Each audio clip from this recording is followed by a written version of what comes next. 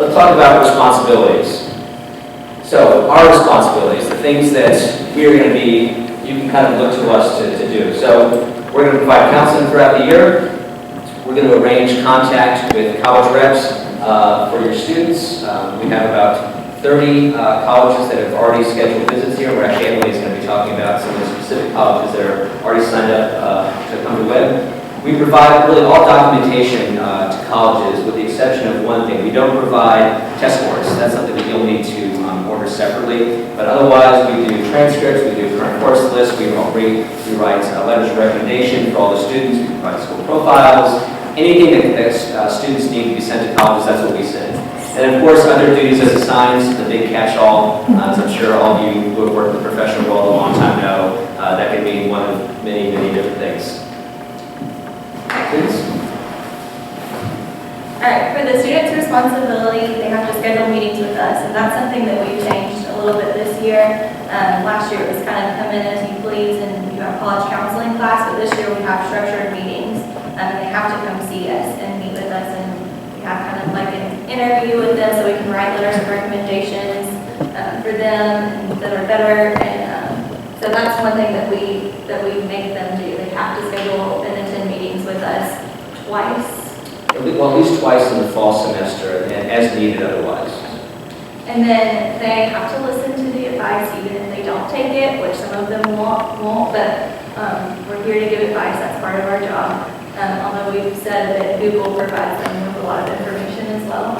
And they have to adhere to stated deadlines. And that's something that we'll kind of get into later, but we've changed the policy. They changed it last year, but you have to meet these deadlines for colleges, but for us, you have to meet them 2 weeks ahead, just to make sure if something gets lost or something gets messed up, we can fix it in those 2 weeks. And then we also make them request all documentation for the colleges. So we had a student last week in college counseling class saying, I need my transcripts. And we said, okay, well, you go into Naviance and request them. And she said, no, I'm requesting them now. And so that doesn't work. They have to go through the proper channels to get that requested.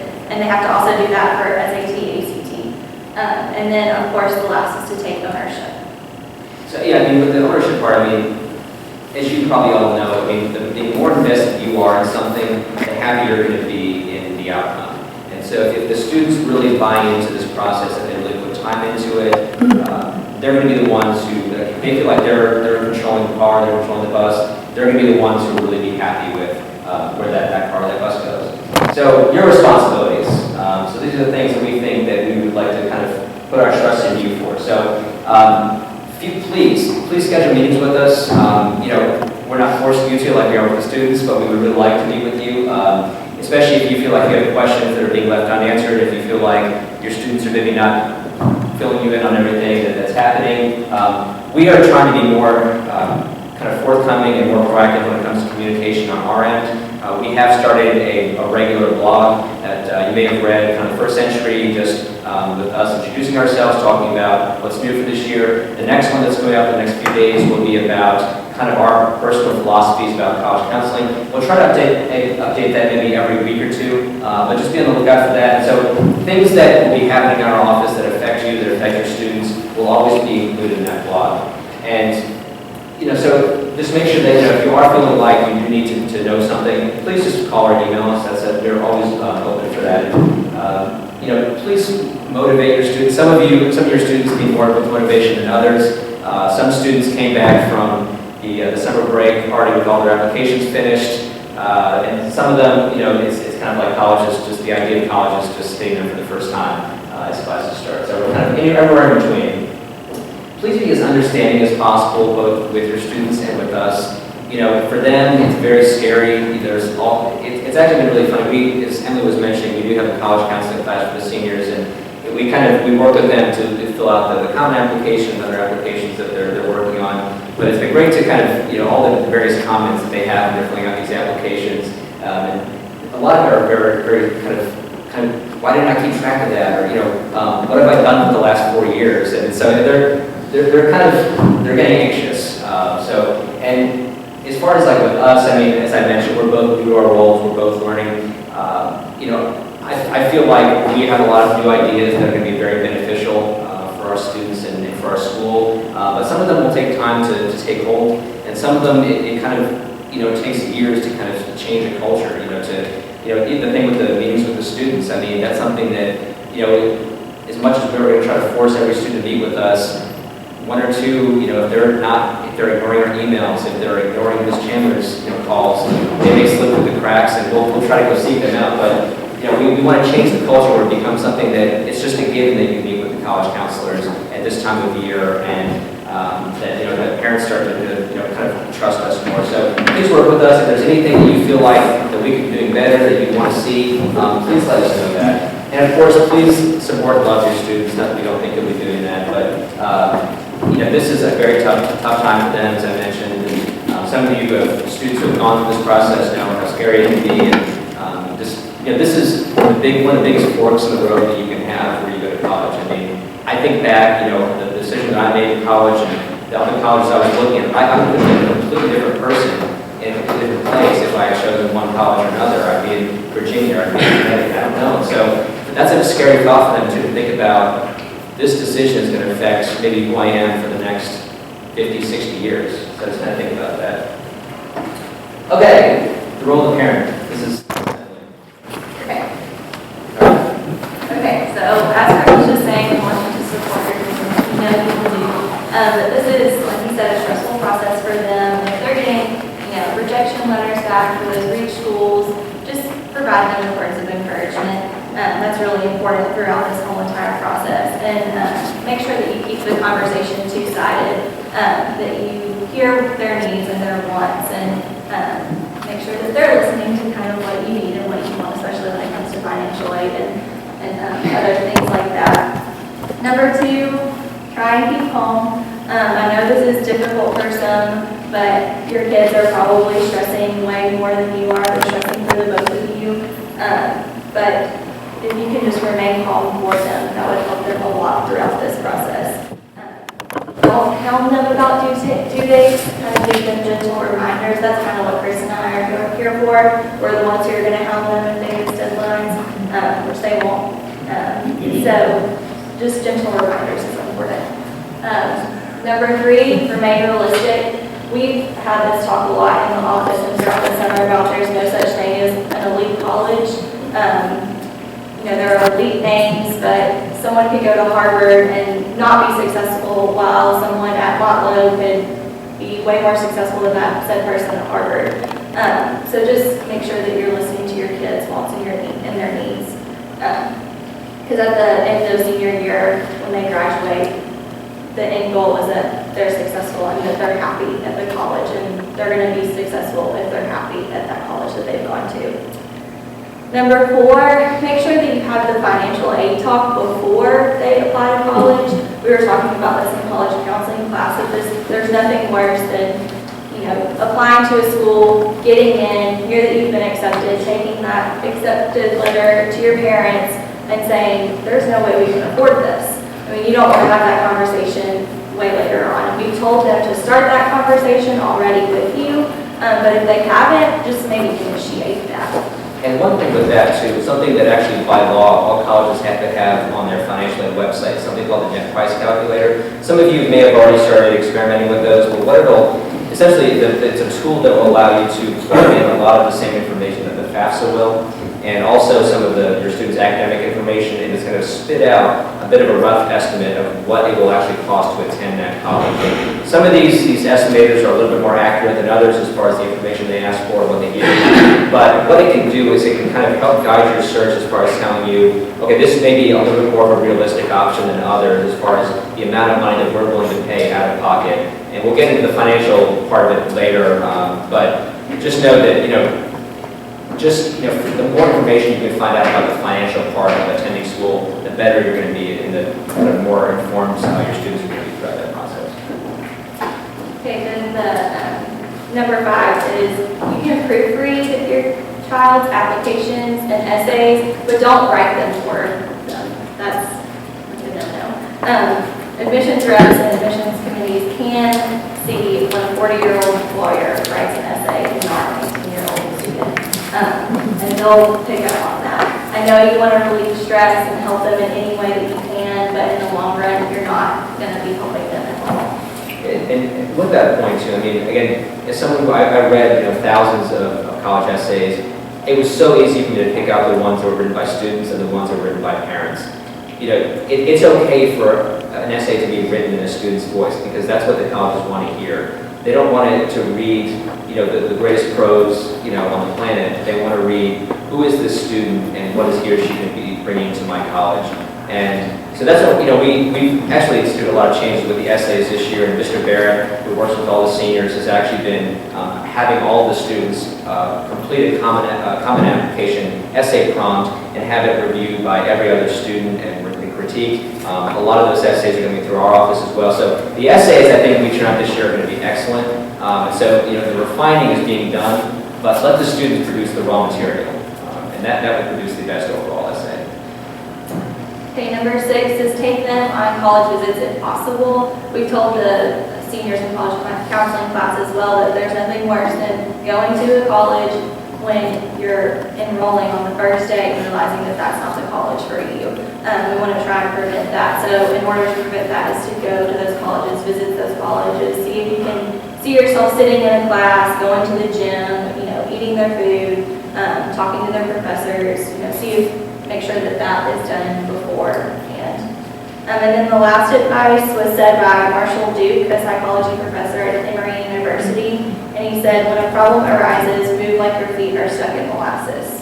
And I thought that was just a really good piece of advice, because when a student faces a problem in the application process or in college, you want to make sure that they're prepared to face that problem on their own. Our office wants to empower them to feel like they can, solve a problem on their own. Maybe the help of us just a little bit, but mainly fixing it for themselves. Any Zoolander fans out here? I feel like no one has seen this movie except me. None of the students seem to get it either when I showed it.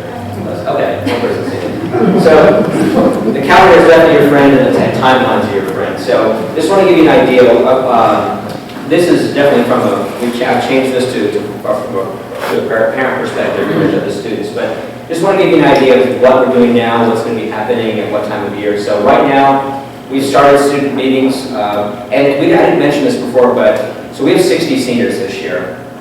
And of those, obviously I had been here before, so I didn't want to throw too much on Emily to start out with. So Emily has 12 of the seniors, and I have 48. So I have the vast majority of them, and then what I try to do is give Emily kind of a good cross-representation of different types of students. And so, but otherwise, almost every other student will be meeting with me.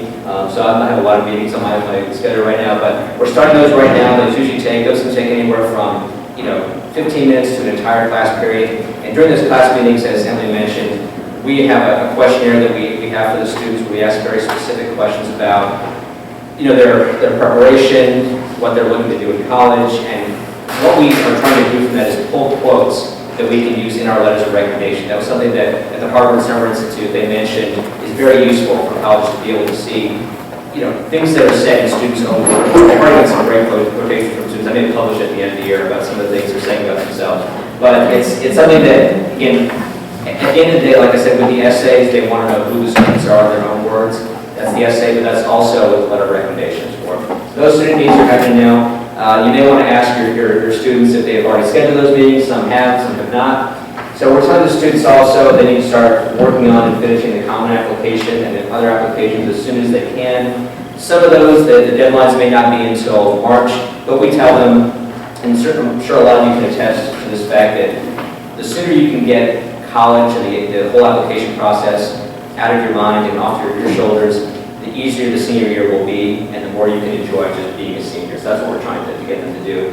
And also that they really need to be speaking with the teachers they've asked for recommendations. Some of those teachers have very formalized processes for how they do letters of recommendation. I know Ralph Jones has a limit to the number of recommendations that he does, and he has specific questions he asks those students. But they need to do that so they can give those faculty members adequate time to be able to write the best letters possible. So the next ACT and SAT dates, ACT is happening September 12th, SAT is happening October 3rd, or maybe it's the other way around, I don't remember. But anyway, those are the two next test dates, so definitely look to take those. late September, early October. That's when if the students have not met with us, a second time to check back in, that's when we're going to start those more formalized second meetings with the students to kind of do a check-in. Okay, where are you with all your applications? Where are you with your essays? That kind of thing. And for a lot of these students, I mean, they come see us very informally. They may just drop by, so they don't need to schedule a second set of formal meetings. But if they, we always tell them that, you're free to schedule as many meetings as you want, or just walk in whenever it's easier for you. September, October, anytime in the fall, start sending those SAT or ACT scores to schools. And as I mentioned, those do need to be ordered directly from those websites, act.org, collegebarboard.org. And you don't need to send AP scores. That's kind of a misnomer sometimes. The AP scores don't need to be sent until you know specifically what college you're attending. So that can be done in May, June sometime. And students can report the AP scores they've already earned, but they don't need to actually send those scores quite yet. As Emma mentioned, we do have the 2-week policy for applications. And so for students submitting November 1st applications, which a lot of time are usually the early decision or early action applications, that would be October 18th. For 11:15 to the 11:01. And then, I'm going to take a second slide here. And then on November 16th, we're having a Paying for College night. And then... Oh, and just to get, that's something I wanted to talk about at the beginning, I didn't get a chance to, but we are instituting a couple of new events this year for the benefit of our families. And so this is one of them, the Paying for College night, on Monday, November 16th. And so for that night, that's going to be a night dedicated really to financial aid and scholarships. So we have a representative from TSAC coming, as well as a representative from Vanderbilt's financial aid office that'll be coming to speak. So please come to that. That's open to students and parents. But it's something that financial aid and finances in general is such a critical part of the college decision process. We want to make sure we have a dedicated event specifically for that. And then the January 1st application deadline is going to be due December 15th. And partly because of holiday, we want to make sure that everything's in earlier than it needs to be, just to make sure that if there are any problems, we have plenty of time in the office to get those things fixed. And then January 1st, you're going to want to start working on the FAFSA and make sure that it's completed by mid-January. February, excuse me.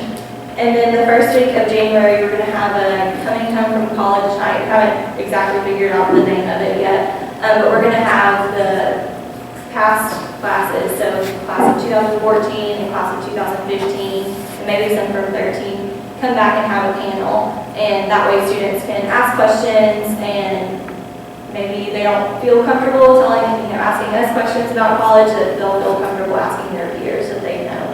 So we're going to do that the first week of January. And then the last day to submit February 1st applications is going to be January 18th. And then the last day to submit February 15th applications is February 1st. And then throughout the year, when they figure out, what colleges they get into, they just need to kind of report those to us. If they make any decisions, they need to report those to us as well. And then the national candidate reply date is March 1st. May 1st, sorry. And the May 1st date is important for a couple of reasons. So what it means is that there's kind of a consortium that all high schools and colleges are a part of, and the agreement that we've all entered into is that May 1st becomes the date by which students are supposed to let colleges know where they're attending, but that's also the last date that if you've submitted an enrollment deposit to a school, that is the last date that you can request that deposit back and get a refund. The only exception to that is if you do an early decision college where they kind of lock you into going to that school, but otherwise, if you say you're admitted to a school in October, November, whatever, and you submit your $300 enrollment deposit, but then maybe in March you decide, actually I'm not going to that school, let that college, that original college know, and they by law have to give you back that enrollment deposit. So there's something to keep in mind for the rest of the year. Okay, colleges at Webb. Any Napoleon Dynamite fans? Again, I'm probably the only person here who enjoys that, but we'll move on. Okay. So I'm not going to read all of these. I'm going to read this. But as you can see, we have a pretty good representation of different colleges that come to Webb. And during those meetings, we meet with the rep, and then they meet with the students who sign up to be an ambiance, and just talk to the students about their college. And one thing that we would ask you if you could do is make sure that you're telling your kids to sign up for those visits. We've had a lot of people who don't sign up and just show up, which is great, but to have a little bit of notice would be awesome. So if y'all can make sure that you encourage that, would be great. From these listed colleges, we have colleges from the south, we have colleges from the east, from the west. They kind of come from all over the place. We've been very popular with all-girls colleges this year. Don't know exactly why, but we have quite a few coming. And then we'll schedule more as the year progresses. These are just the ones that we have scheduled right now. We have people that call all the time and want to schedule meetings. And we have a pretty liberal policy about if you want to come to these visits, you just ask the teacher and they'll sign a piece of paper, or if they okay it, you can come as long as you're in good standing with that teacher in that class. And this is how I decided that I wanted to go to my college. Is I went to a meeting at the library and talked with the rep from Belmont and got to know him. And then when I went and visited Belmont, every time I would just go in and say hello or shoot him an email and say, hey, this is what I'm thinking about. And when I got accepted, he called me instead of sending me a letter. I got that letter weeks later, but we had built such a good relationship that he felt like he needed to call me instead of just send me in a personal letter. So building those relationships with those reps is extremely special. I think it kind of give you a leg up sometimes. So. And that's something we've been encouraging the students to really work on this year, because with just a minimal amount of effort, a 30-second email can really make a big difference in the overall admissions picture. As some of you have heard, there's a term that's going around colleges now called demonstrated interest. Demonstrated interest is much bigger at some schools. Rhodes and Tulane are among the bigger names that are adopting this. But what it essentially means is that colleges are keeping much closer track of the contact they have with students and the level of interest that students are basically showing in their college. And so schools like that, they track whether students will open emails from them, whether they visited campus, whether, if they sent a rep to that high school, whether a student showed up to that visit, just anything that gives that college an indication of whether the student really will enroll if admitted. And it's gotten to the point where, again, some of these colleges that, if a student has, say a student had a 1500 SAT out of 1600, 4.0 GPA, but that student has never opened an email from that college, never visited, didn't go to the rep visit to that school, basically has no contact with the school whatsoever, that student may very well be rejected. Because what the college is thinking is, again, this becomes such a business that the colleges are thinking that we want to make sure that our yield numbers are as high as possible. And if we admit this student, is this student really going to enroll? Or is this student going to be someone that goes somewhere else? And it's not necessarily fair, and I don't necessarily agree with it, but from a business perspective, it makes sense for them. So that's just something to be aware of. And so what we've been telling students is that, take, again, 30 seconds to write an email to the representative for that college, for web. Or even better, if you want to go really overboard, no one handwrites anything anymore. So, get a piece of stationery and write out, just to know, like if you met with a rep that came to web and really had a good time, handwrite a thank you note to that representative, say thank you so much, I really enjoyed meeting with you, look forward to working with you the rest of this year, thank you so much. And I can tell you personally, from my perspective as someone who worked in admissions, I kept every single handwritten note that I ever received, and I've pinned them up on my cubicle wall. And so I saw those names every single day for the students who did that for me. And I guarantee you other admissions counselors at many other schools will do the exact same thing. And again, it doesn't take a lot of effort, and it should be genuine. You should just be doing that for every single college you're applying to. But if you have a school that really is your number one choice, tell the college that's your number one choice and mean it, and that'll go a long way. And there are some schools, as Emily mentioned, that we do not have on this list yet that will definitely be coming. Schools like my alma mater, Emory, which should be coming, NYU, USC, Furman just contacted us today to schedule a visit. So we have about 30 right now. I think last year total we had 38. So we're already kind of way ahead of last year's pace. And we do have something that for you to be aware of too. We do have a college fair, as we do every year, that's happening on October 14th. So that's Wednesday, October 14th. We were looking to probably have about 15 to 20 schools at that event. Right now we have already confirmed Mercer, University of Tennessee, Belmont, Brown University, Sewanee, Berry College, South Carolina, Millsaps, Lipscomb, Vanderbilt, and Alabama. So those schools plus probably maybe 5 or 6 more will be in attendance. And you never know who we can get to that, but it's always a great opportunity to have this in the library, and that is open to the parents as well, so we definitely encourage you to join us for that event. Okay, so this is something that some of you may have received this email from Mrs. Rasnick. I think she may have sent it in May or June, but a really amazing opportunity that we have for our students this year is that Mrs. Rasnick and I kind of partnered on an opportunity for something called Method Test Prep Software. It's test prep software online. It can be used for the SAT or ACT, and it's being provided free to our students. So if you have not already started using this, I would strongly encourage your students to sign up for this. If you want, I think we can make sure that the information, the sign-up information is posted again on our website, maybe in our blog, but or if you need more information about it, please contact me. But you can practice on the critical reading or the math sections, you can do times tests, you can look at statistics of your practice history to see how you improved over time. Really useful. We were very impressed with it when we saw the demonstration and what we've seen so far. We've had a mixture of students from freshman through senior year that have already started signing up for it, but we really would like to see more, especially since it's free, and it really can improve student scores on those a lot. And for seniors especially, if they're taking this SAT or ACT test one more time, as much as they can do to really bump up their scores that much more, it'll really help. And this, I think, will go a long way to doing that. So again, if you have questions about it, please let me know. But please encourage your students to sign up for this test prep software. Okay, new tradition. So we're starting something new at Webb this year where students, when they decide on what college they want to go to, they will get to either, if they choose, to announce it in chapel, and we're going to kind of do it like a draft thing if they want to, and you can put on a t-shirt or show your hat at the school that you're going to be going to, and then afterwards, we want them to put their t-shirt on or their hat or whatever piece of gear they have and go out to this bill right outside chapel and read it. So that's going to be the new tradition that we've kind of implemented for the students, because we know it's a big deal when you decide what college you want to go to, and we want to make it a big deal, and we want the whole school to know that this is the college that you've chosen. So it basically allows the entire school to see that this is something that the seniors have been working towards their entire Webb career.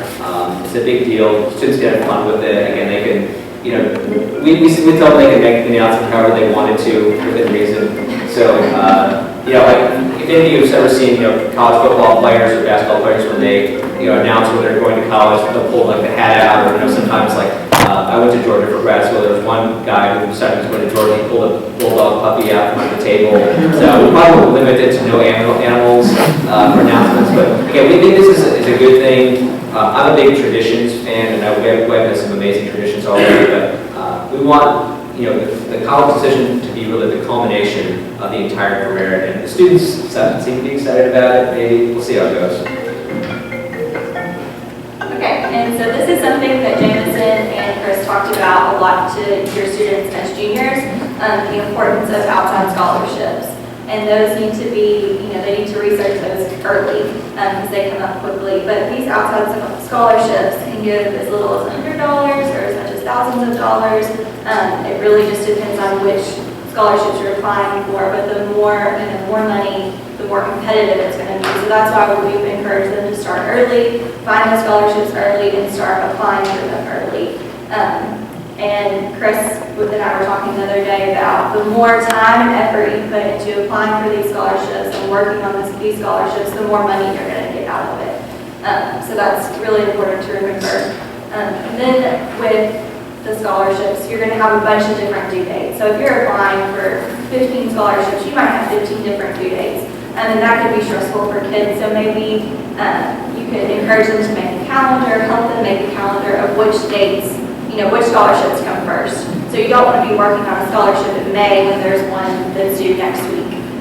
So to really help them de-stress, keep that in mind for them, help them remember that.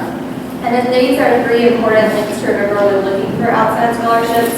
We've kind of already given those to the seniors and gave them to them as juniors as well. But for you, this is important to remember. Yeah, these are scholarship aggregator sites, so these will pull together all kinds of outside scholarships from around the world, really. And there's some pretty silly scholarships. So the students really all wanted to do the duct tape prom dress or tuxedo scholarship, where you can earn like $10,000 for making a prom dress out of duct tape. We were trying to figure out how much duct tape you actually have to purchase in order to make that worthwhile. But there's some really weird ones out there, but there's some really amazing scholarships. They're very specialized groups.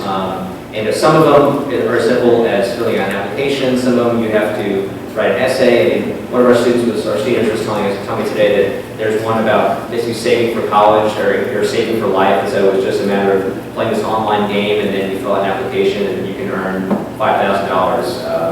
And so it's, there's a lot of opportunities, and the deeper you search with it, the more you're going to find. And I kind of liken it to a part-time job, where the more time you put into it, the more money you're ultimately going to make. And you're not going to earn any money if you don't put any time into it. And so I'm sure you all are very open to them receiving more money. That's less money for you to have to pay. Okay, Tennessee Promise. Has anyone heard of the Tennessee Promise? Yes? Okay, this is a kind of a new thing recently, but what it means, it means 2 years of free community college in Tennessee. What we told all the seniors this past week is that we are strongly encouraging any Tennessee resident who's a senior to sign up for the Tennessee Promise. And the reason why we say this is that it is kind of the ultimate backup plan. You never know what's going to happen during the college search process. You may apply to all these schools, and you may get into a lot of them, and you just may decide that in the end you don't feel comfortable leaving home. Or you may not get into college, in which case we failed you. But, or somewhere in between. But we just want to make sure that all students that are Tennessee residents will be able to go to college, and they'll be able to do it for free. All they need to do is just sign up by November 2nd of this year. It's just tnpromise.gov. They need to attend one meeting, I think, in the spring. And then if they sign up for it, they complete 8 hours of community service per semester, and they have to get free 2 years of community college, after which they can transfer to anywhere where they qualify to transfer to. So, again, for the majority of our seniors, they will not make use of this, but I still think they should sign up for it, again, just as a backup plan. So I would encourage them to do that if I were you. Okay, college rankings. This is kind of my pet peeve. Who here has looked at college rankings before? Any kind of college rankings? Probably everybody, I would imagine. I know I have. But there are a lot of different types out there. Of course, the most famous are the U.S. News and World Report rankings.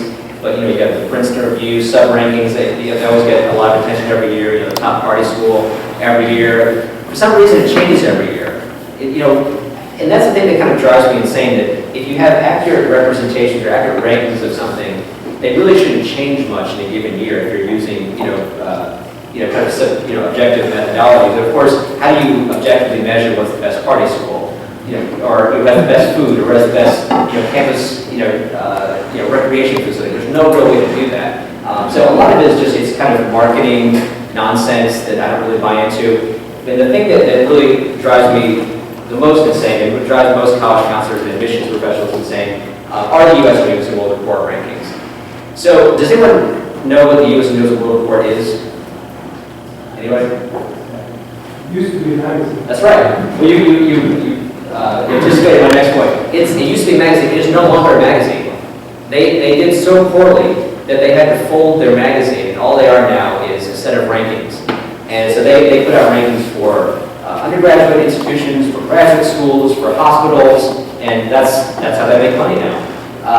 But what a lot of people don't know or they don't look at is what goes into these rankings. It's so crazy that it's not mathematically sound at all. But a lot of people think that, and unfortunately, a lot of our international families look at the U.S. News World Report rankings as if they're put out by the government, as if they're an official source of rankings criteria that looks at the actual quality of all these schools. So I just want to give you kind of a breakdown of what actually goes into these rankings and kind of what these all mean. So undergraduate academic reputations. This comprises a little over a fifth of the rankings. The only thing that goes into this are a peer assessment survey.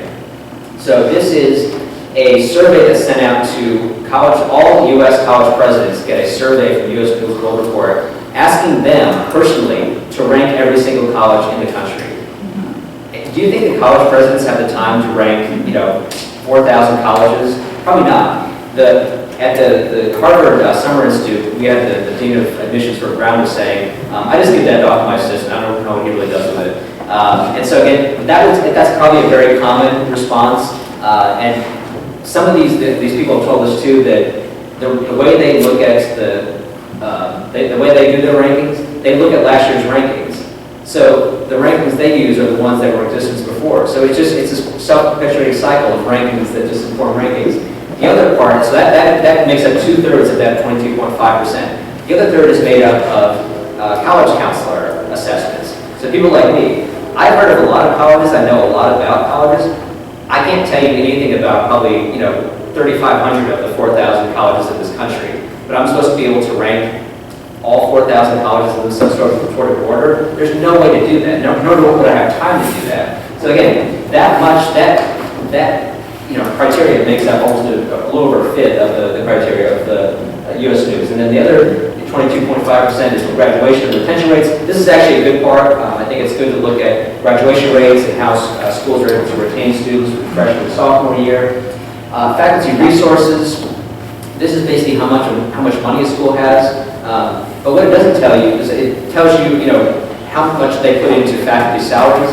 What it doesn't tell you is that how effective are the teachers. You may pay your teachers a lot, but you may be paying people because they're big names or because they published a book that people have heard of. It doesn't say, is this person going to actually be able to tell my son or daughter, teach my son or daughter about biology or physics or history. Student selectivity for fall class. This is, obviously things like the acceptance rates, class rank, SAT and ACT composites. And it's something that we've talked with students about, but these can also be manipulated in a lot of ways. So selectivity rating, some of you may receive mail from probably hundreds of colleges, and you may know your sons or daughters well enough to know that they're probably not going to get into Princeton, despite Princeton saying, hey, you should apply. Unfortunately, a lot of colleges solicit applications from students who have no chance of being admitted to their schools, and the reason why they do that is that they want to increase their number of applications as much as possible. One, because they can say, oh, our applications jumped up by 5% this year, or 8% this year. But what they can also say is that, look, our acceptance rate went down from 35 to 28%. And, well, of course it did. You invited all these students who had no chance of being admitted to apply. And so it's very easy to manipulate rankings like that, or selectivity ratings. And it's not, I don't think it's a way of going about your business. But again, college admissions in general has become such a business that that's what they're forced to do to survive and to compete with the big names that they're looking to overcome.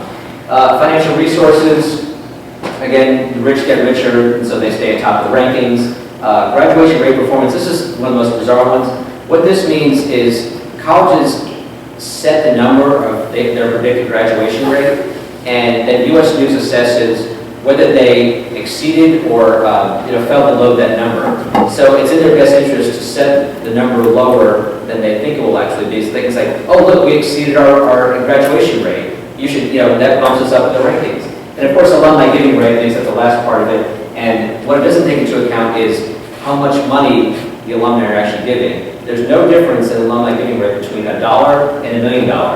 So a lot of schools now are starting these campaigns, especially with young alumni, where they say, oh, give $5.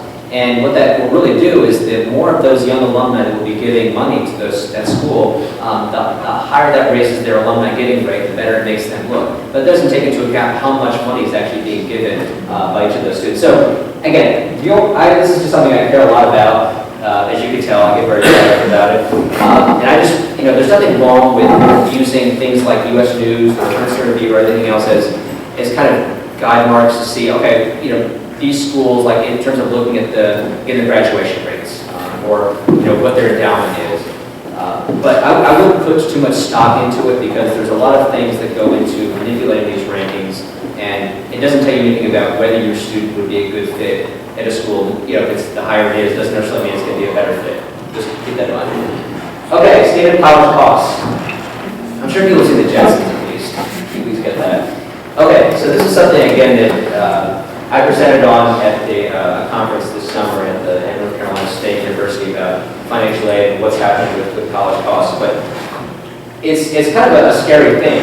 I'm sure a lot of you have looked at, how much colleges cost and, how incomes really are not increasing to keep pace with that. So to give you an idea, so average sticker price of college this past year at a private school is about $31,000. Public school is about $9,000, and an out-of-state price at a public school would be about a little under $23,000. But to show you kind of over time the sticker price of a private school in 2015 dollars, in 1979 it was about $10,500.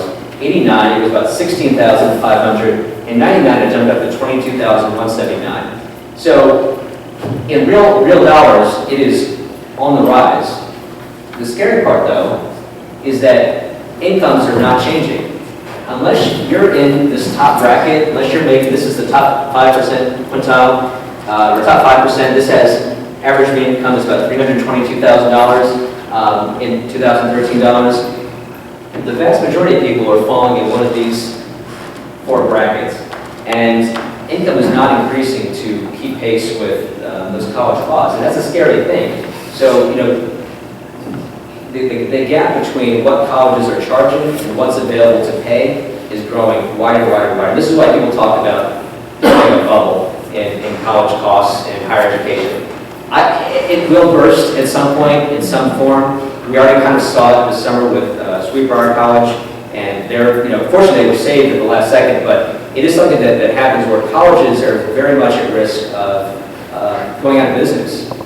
If they cannot provide services and they cannot,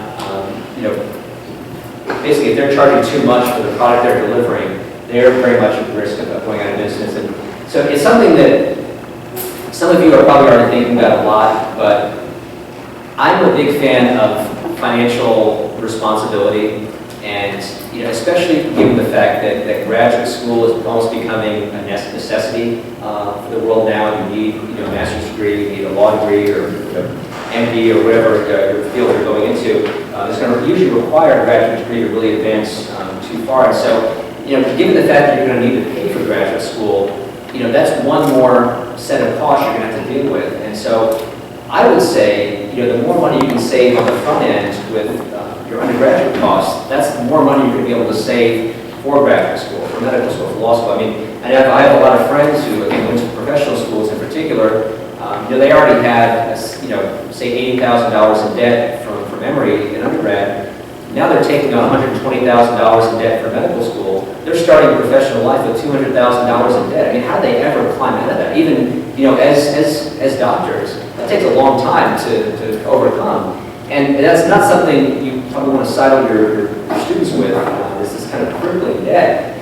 I mean, I was very fortunate. I kept my debts pretty low, but I just last year finally started paying off. Finally paid off all my graduate school loans. It was a great feeling, and I only had, I think, $10,000 in loans. So, to imagine how long it would take someone with $100,000, $150,000 in debt to pay that off. That's a scary thought. And so, one thing that we started seeing last year, my first year at Webb, was that some of our top students academically, in terms of where they finished in the class, started choosing schools, public schools, but choosing the honors programs at those colleges. One reason why they were doing that was that they were seeing that these colleges, are giving me an amazing deal financially. A lot of these cases, the students were paying almost nothing, but they were able to access the honors programs at these colleges, where they were having the same class sizes they would find in much smaller schools, but while also being able to access the resources of a University of Tennessee, University of South Carolina, University of Alabama. And I think if a student is comfortable being in that large of an environment other than their classes, I would say it might be a smart decision. I know, Alabama and Tennessee and Georgia and South Carolina are not the sexiest names when it comes down to colleges. They're not going to impress people, the way that, again, a Georgetown or a Duke or Northwestern will. But, is it more important to impress people with the college you're going to by telling them, or is it more important to get a good education, set yourself up, well financially for life, and to be able to still get into the same graduate schools that people at Georgetown or Duke or Northwestern are getting into. There's a great book that I think Mr. Broadhead mentioned in, I think, one of his newsletters this summer, but it's called Where You Go Is Not Who You'll Be. If you've not seen it already, it's one of my favorite books as a college counselor, and I would strongly recommend that you read it. The subtitle is An Antidote to the College Admissions Mania, and what it basically talks about is, the fact that students, the students that are ultimately the most successful in life are not the ones that went to the big name schools. They were the ones that worked hardest whatever college they went to. And I'm sure you all can attest that too, that you met a lot of probably, no matter where you went, you met the people that have done the best since college are the ones who were the hardest workers, who made connections, who networked, and having that bigger name school can help, but that doesn't guarantee you anything. As Emily was saying, you can go to Harvard and be homeless after graduation. And so we want to make sure that your students are making smart decisions, and certainly we want them to push themselves when it comes to what schools they're looking at. But we also want to make sure that they're going to be a good fit in terms of their comfort, but also in terms of their finances.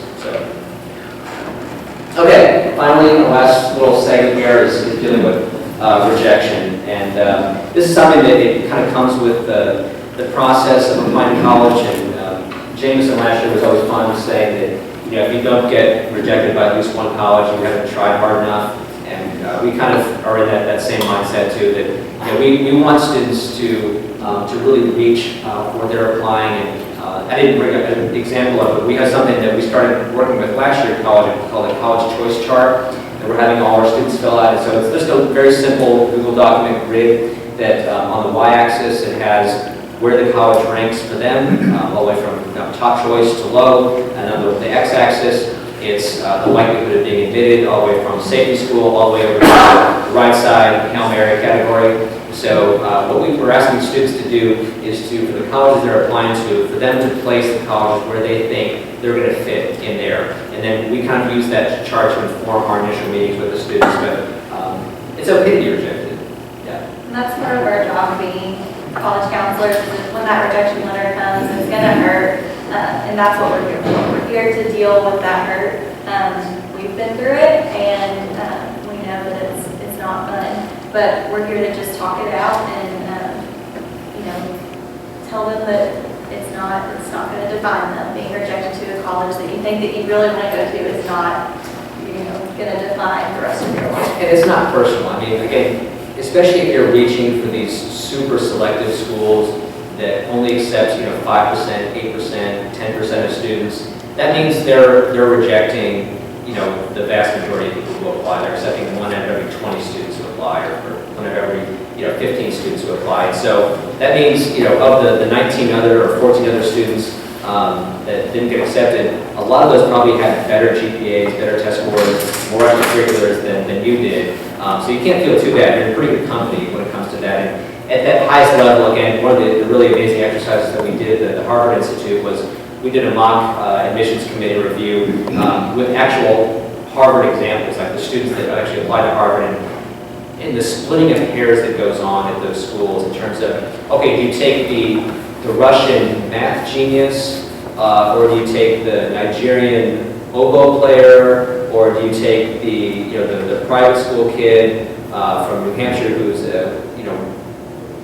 all American lacrosse player? I mean, how do you decide among all these different categories? And that's the other part too. With in terms of the increasing costs, it's also the rise in applications over the last 10 years. So the Common Application has really allowed students to apply to so many more schools than they would have before. But also the international population has really pushed the number of applications just through the roof. So those two things have combined to drive acceptance rates down. But the number of available places are remaining exactly the same. And Harvard is not adding thousands of available spots every year despite their applications jumping. They're accepting the same number of students that they always have. But the criteria for getting it is just being so insanely difficult that you can't really put any kind of prediction on it. And that's what we tell students is that for some of those schools, when a student comes to me and asks, what are my chances of getting into MIT? I don't know. I mean, if you won a National Science Award, then if you have, well, you're probably not going to get in very likely. Doesn't mean you can't apply there, you might get in, but I have no idea. Whereas if someone said, okay, I'm applying to University of Tennessee Chattanooga, okay, well, do you have a 19 ACT and a 2.9 GPA? You do? Okay, great, you're automatically admitted, that's their criteria. So it kind of differs from school to school, and obviously the bigger names you have, the more difficult it is to recruit these certain people.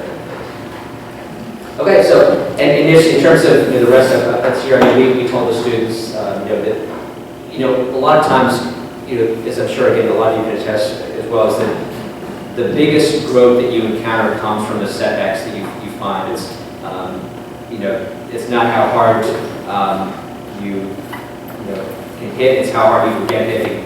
You get back right back up, as Rocky said.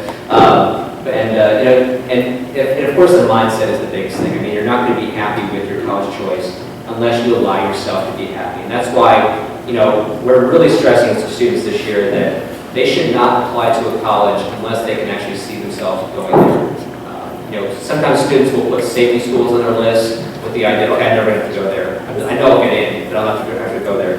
But that shouldn't be the way you approach it. You should say that of all the schools I have on my list, I can see myself being happy going to that school, no matter what it is. It may be a Harvard, it may be an MTSU, but the students should have to know, should be comfortable with the fact that, okay, let's envision a scenario where I don't get any other schools. I'm happy going to a safety school. And that's a good thing. And that's, but they have to kind of allow themselves to be in that place where they are happy with that decision. So that is kind of all that we have.